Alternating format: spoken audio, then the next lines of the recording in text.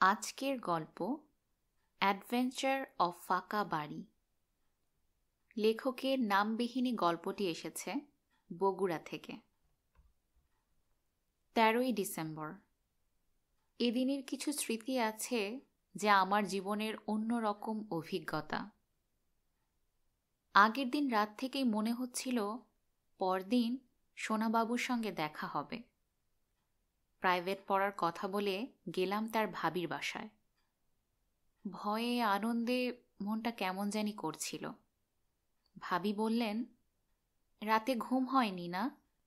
ওদিকে তোমার ইয়েও ঘুমাতে পারেনি। বুঝতে পারলাম সোনাবাবুর কথা বলছে।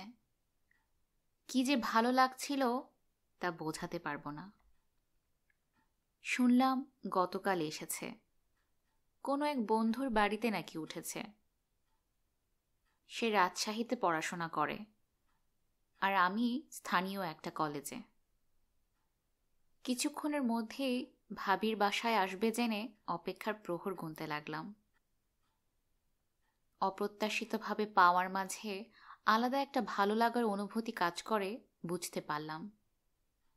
আসলে আমরা কেউই জানতাম না আজ এভাবে দেখা হয়ে যাবে। শুধুই মন বলছিল আজ কিছু হতে চলেছে।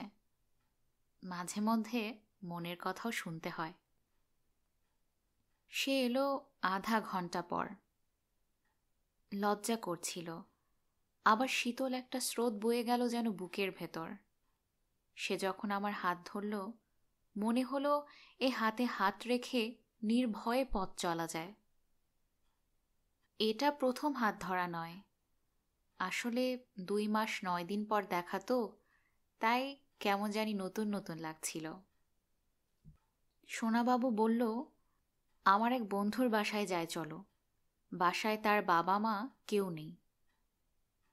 আমি রাজি হইনি প্রথমে, কারণ এ সম্পর্কে মানুষের মুখে অনেক ঘটনা শুনেছি। তাই এ ব্যাপারটিকে সবসময় এড়িয়ে চলতাম। সে কখনো তাই জোর করতো না। কিন্তু সেদিন যে কি হলো! সে বলল আমার সঙ্গে নাকি অনেক কথা আছে যা এখানে বলা যাবে না। তাছাড়া এতদিন পর দেখা হলো, এখন যদি তার এই একটা অনুরোধ না রাখি তাহলে ভীষণ মন খারাপ করবে। বেশ কিছু কথার পর আমি রাজি হলাম। আসলে আমার ভেতরে যে আরেকটি আমি আছে, সে আমাকে বলছিল, যা না, গিয়ে দেখ, তো নতুন একটা অভিজ্ঞতা হবে। আসলে কোনো ফাঁকা বাড়িতে আমরা কখনোই গল্প করিনি বা দেখা করিনি, আর আমার মনে হচ্ছিল আজ আমাদের দুজনের একটা পরীক্ষা হয়ে যাক। রাজি হলাম। রিকশায় উঠলাম। ভয় করছিল, পরিচিত কেউ যদি দেখে ফেলে তাহলে অ্যাডভেঞ্চার অফ ফাঁকা বাড়ির অভিজ্ঞতা অর্জন করতে পারবো না। রিকশায় উঠে আমাকে ভয় পাইয়ে দেওয়ার মতো অনেক কথা সে বলছিল। আমি হাসছিলাম, কারণ সোনাবাবুর প্রতি আমার পূর্ণ বিশ্বাস আছে। কেমন যেন সংকোচ লাগছিল, তবুও ভেতরে ঢুকলাম। তার 2জন বন্ধু ছিল। তাদের সঙ্গে বেশ কিছুক্ষণ গল্প ইয়ার্কির এক পর্যায়ে তাদের ঘর থেকে বের করে দিয়ে সে দরজা আটকে দিল। ঘরে তখন শুধু আমরা 2জন। 2জন খাটের 2 প্রান্তে বসেছিলাম। সে বলল, কাছে এসে বসো। গেলাম না। পরে যখন আমাকে সম্পূর্ণ উপেক্ষা করে আমারই লেখা ডায়েরি পড়তে শুরু করলো, তখন গেলাম। হাত ধরে গল্প করছিল। তার গল্প শুনতে খুব ভালো লাগে। ভেতরে ভেতরে নার্ভাস হয়ে পড়ছিলাম। এক সময় সে আমাকে জড়িয়ে ধরল। আমি বিদ্যুৎ গতিতে নিজেকে ছাড়িয়ে নিলাম। তারপর বেশ কিছুক্ষণ পর আবারও। ততক্ষণে যেন কেমন হয়ে গেছি। এরপর সে যখন আবার আমায় জড়িয়েছিল, তখন নিজেকে ছাড়ানোর মতো শক্তি আর সঞ্চয় করতে পারিনি। আমি যেন আষ্টে পৃষ্ঠে বাঁধা পড়লাম।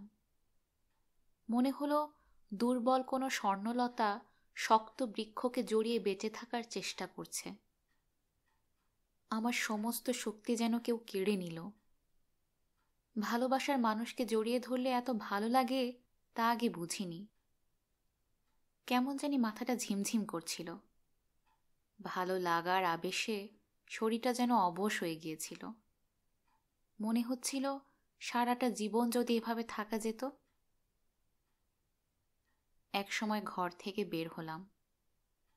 সত্যি বলতে কি, আমার মোটেও ইচ্ছে করছিল না সোনাবাবুকে ছেড়ে বাসায় চলে আসতে। ঘর থেকে বের হওয়ার পর আমার খুব লজ্জা করছিল। তার বন্ধুরা হয়তো অনেক কিছু ভেবে বসে আছে। বাসায় এলাম ভয়ে ভয়ে। এই বুঝি কেউ বুঝে ফেলে।